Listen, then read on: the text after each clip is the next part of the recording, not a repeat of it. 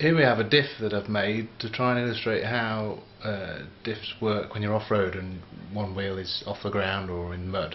As you go around a corner, the inner wheel will be going slower, and however much that's going slower, the outer wheel will be going faster. So as we go around the corner, you can see that the inner wheel will travel less distance than the outer wheel.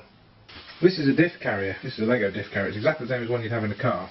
This bit is the crown wheel, and as that turns, it turns the whole casing round.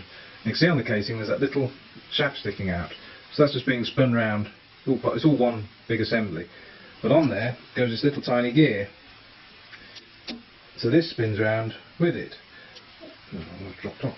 And this is one of the gears that goes onto this bit. Could be the half shaft, and that goes in there, so the half shaft is free to turn however it likes in the diff casing. As everything turns around, that's what happens. But if we keep the crown wheel still and we turn one half shaft, it turns this centre gear, which turns the other half shaft in the opposite direction. Now as the prop shaft turns, which is this bit, it turns the whole casing, and that's the whole casing has that little gear attached to it, so that's revolving at the same time, and that's turning both both half shafts at the same speed.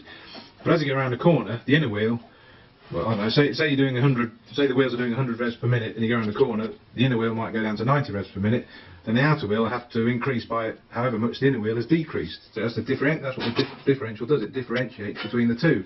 So if the inner one's doing 90 revs per minute, then the outer one will have to go up to 110 revs per minute. I've made this little model, which is going to try and drive up this ramp. And there's no suspension on it, so the chassis won't really twist as such, it's one wheel will come off the ground.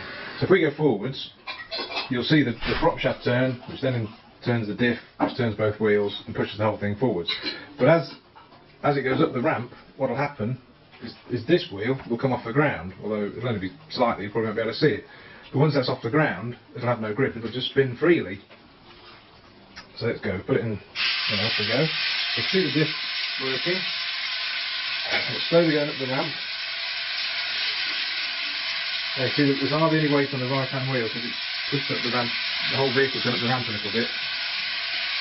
So the right hand wheel's just spinning. So you see the left hand wheel is still, because it's got really good grip, whereas the right hand wheel, there's hardly any weight on it, so it's slipping and spinning. This is what happens in any car. If that was mud, or if it was off the ground for some reason, or ice or whatever, it would just spin and spin, and that wheel would do nothing.